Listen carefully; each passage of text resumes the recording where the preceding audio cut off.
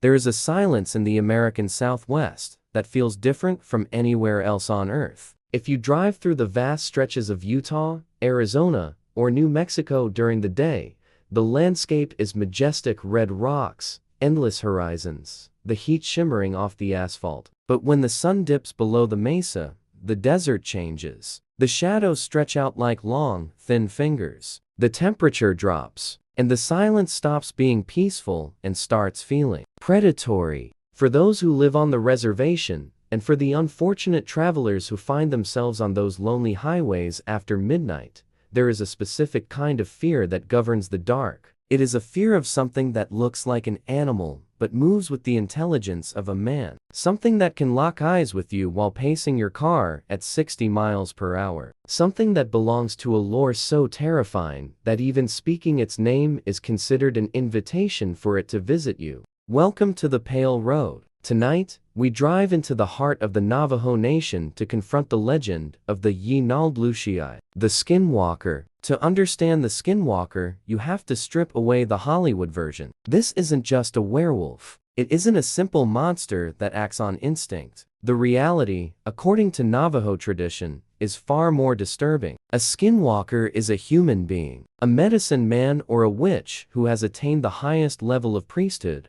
but chose to use that power for evil. In the Navajo worldview, the concept of HZH represents harmony, balance, and beauty. The Skinwalker is the absolute antithesis of this. They are the agents of chaos, twisting the natural order to serve their own selfish, twisted desires. The transformation is not a gift. It is a curse born of the ultimate taboo. To become a Skinwalker, it is said that the witch must kill a blood relative, a sibling, a parent, even a child. This act of supreme betrayal severs their humanity, hollowing them out and allowing them to don the skins of animals: coyotes, wolves, bears, owls, to assume their powers. But they are trapped between worlds, forever hungry, forever hunting. Locals know the signs. If you are ever driving near the Four Corners region and the hair on the back of your arm stands up for no reason, pay attention. The air might suddenly smell of ozone, copper, or the distinct, sickly sweet stench of rotting meat. This is often the first warning. There is a story from a long-haul trucker, let's call him Miller, who was driving a shipment from Gallup, New Mexico,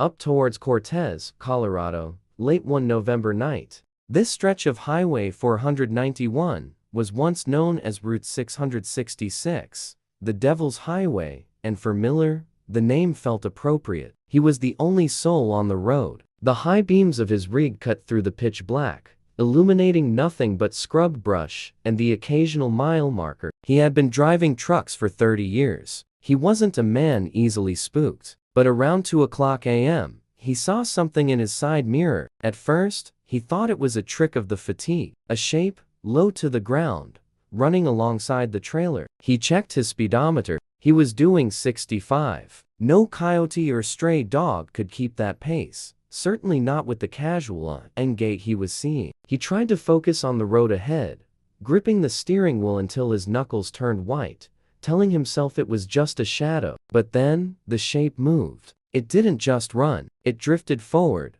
pulling up alongside the cab of the truck. Miller looked down, and his heart hammered against his ribs. It looked like a coyote, but it was wrong. Too big. The shoulders were disjointed, rolling in a way that suggested the bones underneath didn't quite fit the skin. The fur was patchy, matted with what looked like grease or dried blood. But it was the face that made Miller slam on the brakes later that night at a truck stop, shaking so hard he couldn't light his cigarette. When the creature looked up at him, through the passenger window glass, the eyes weren't the reflective yellow of an animal. They were human, deep, intelligent, and filled with a malice that felt ancient. It grinned, pulling back its lips to reveal teeth that were too straight, too white. And then, in a burst of impossible speed, it darted in front of the semi-truck and vanished into the brush on the other side of the road. Miller never drove that route at night again. This is the classic archetype of a Skinwalker encounter: the impossible speed, the uncanny valley appearance of the animal, and the deeply human eyes. Skeptics will tell you it's sleep deprivation. They will say the desert plays tricks on the mind. But there are too many stories, from too many different people, police officers, tribal rangers, tourists, and locals that all align with terrifying precision. The lore states that a skinwalker can not only transform, they can mimic. They are masters of ventriloquism. If you are camping in the desert and you hear the voice of a lost child crying for help from the darkness, or the voice of your own wife calling your name from a direction you know she isn't in, you do not answer. You do not investigate. There is an account from a group of hikers near Monument Valley that illustrates this perfectly. They had set up camp in a box canyon, seeking shelter from the wind. As the fire died down, they began to hear noises from the ridge above them. At first, it sounded like rocks falling. Then, it turned into footsteps, heavy, bipedal footsteps circling their campsite. They grabbed their flashlights, sweeping the beams across the sandstone walls. Nothing. The footsteps stopped every time the light hit the area, only to resume the moment the darkness returned. Then came the whistling. It wasn't a tune. It was a low, disjointed sound, like a flute made of bone. Terrified, the group retreated to their tents, armed with knives and hatchets, waiting for sunrise. Hours passed in agonizing silence. Then, one of the hikers, a man named David, heard his mother's voice right outside the thin nylon of his tent. "David, let me in. It's cold out here." David. His mother had passed away 3 years prior. The voice was perfect, her cadence, her tone, but there was a metallic, hollow quality to it, like a recording played on a degraded tape loop. He sat frozen, tears streaming down his face, hand clamped over his mouth to suppress a scream. The voice circled the tent,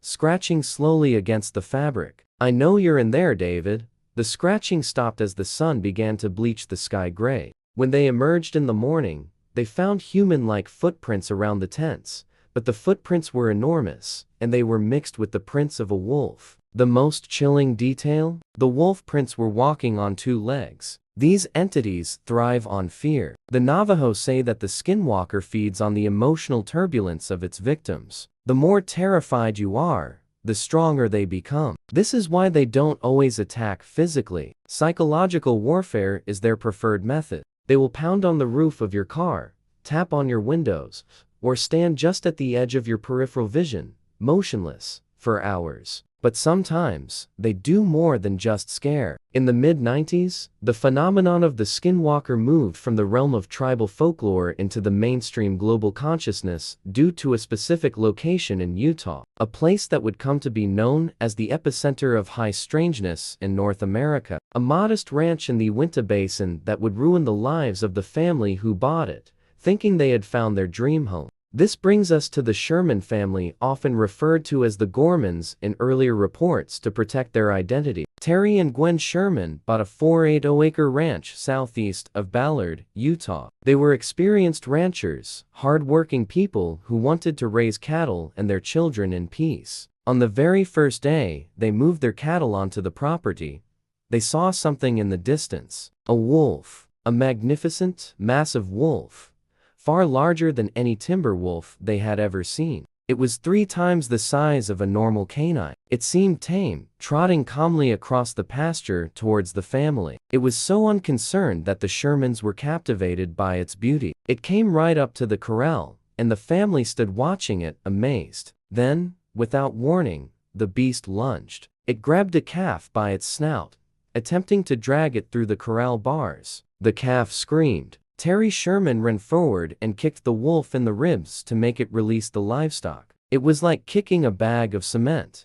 The wolf didn't even flinch. It stared at Terry with those cold, intelligent eyes, still holding the calf. Terry grabbed a .357 Magnum from his truck and shot the wolf at point-blank range. The bullet hit the animal in the ribs. It didn't bleed. It didn't yelp. It just let go of the calf and stared at him. Terry shot it again and again. The wolf backed away slowly, not in fear, but with a sense of boredom. Terry grabbed a rifle, a .30-06, a weapon powerful enough to drop an elk from hundreds of yards away. He shot the creature again as it trotted off. A chunk of flesh flew off the beast, but no blood followed. The wolf simply continued its casual jog across the field, vanishing into the tree line near the ridge. When Terry tracked the animal, the footprints simply stopped. as if the creature had evaporated or flown into the sky. This was day one. The Shermans had just bought a ticket to hell. What followed on that ranch would defy all logic and bridge the gap between indigenous folklore and modern ufology. Because the Skinwalkers weren't the only things watching the ranch. They were just the welcoming committee.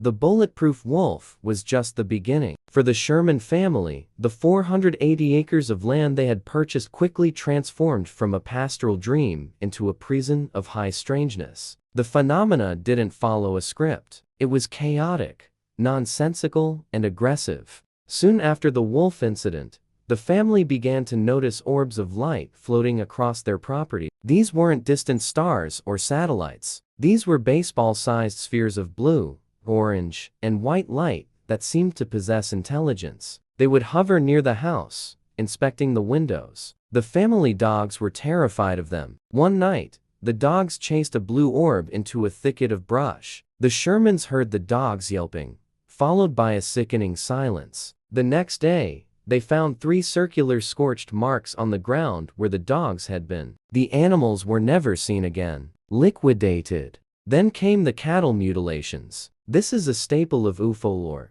but on the Skinwalker Ranch, it happened with disturbing frequency. The Shermans would find their prize cows dead, their bodies drained of blood with surgical precision. No tire tracks, no footprints, no signs of struggle. Ears, eyes, and reproductive organs removed with laser-like cuts. In one instance, a cow was found with its core body track removed, yet the animal was still standing upright, dead on its feet, as if paused in time. The psychological toll was immense. Gwen Sherman claimed that whenever she was alone in the house, she felt a heavy, oppressive presence watching her. Objects would move on their own. Unseen hands would tug at her hair. It became clear that whatever was on this land wasn't just an animal or a ghost. It was something that could manipulate reality itself. In 1996, the Shermans couldn't take it anymore. They went public with their story, desperate for answers. This caught the attention of Robert Bigelow, a billionaire aerospace magnate with a deep interest in the paranormal. This marked a shift in the legend. We moved from folklore to hard data, but the data didn't make sense. The NID scientists, men trained in logic and the scientific method, were quickly humbled.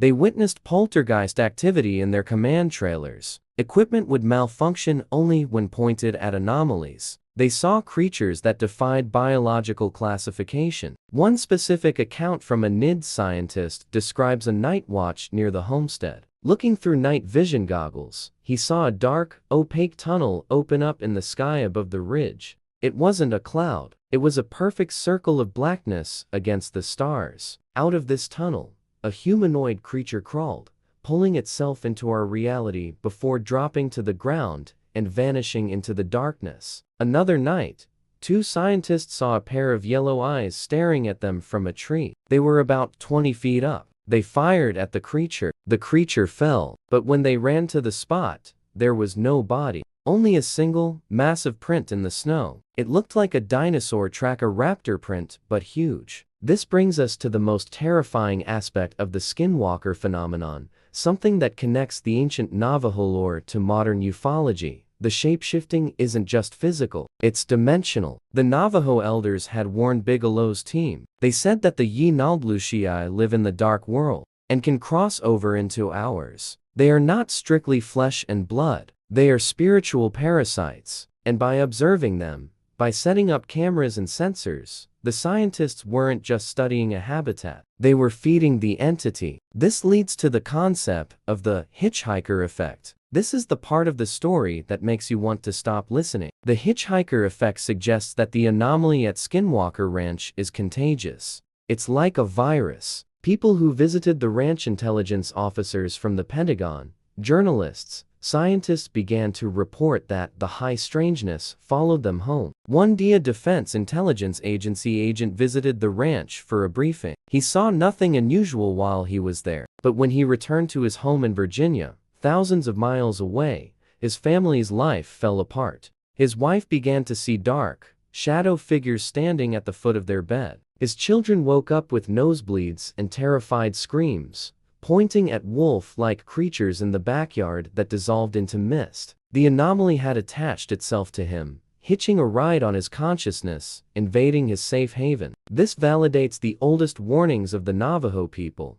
Don't look at the Skinwalker. Don't speak about the Skinwalker. Don't think about the Skinwalker. The theory is that the phenomenon functions on a quantum level. It interacts with human consciousness. If you look for it, it looks back. If you fear it, it gets closer. It is a predator that hunts not for meat, but for attention and fear. Today, the ranch is owned by Brandon Fugel, and the investigation continues with even more advanced technology. But the answers remain elusive. They record 1.6 gigahertz signals broadcasting from the sky. They capture thermal images of objects that are there 1 second and gone the next. They find high levels of radiation in the soil that appear and disappear randomly. But let's step back from the science and return to the road, to the lonely stretch of asphalt that cuts through the reservation. The Skinwalker legend endures not because of billionaire investigations or History Channel documentaries. It endures because of the people who live there. It endures because of the grandmother who warns her grandchildren never to whistle at night. It endures because of the police officer who sees something running on 2 legs alongside his cruiser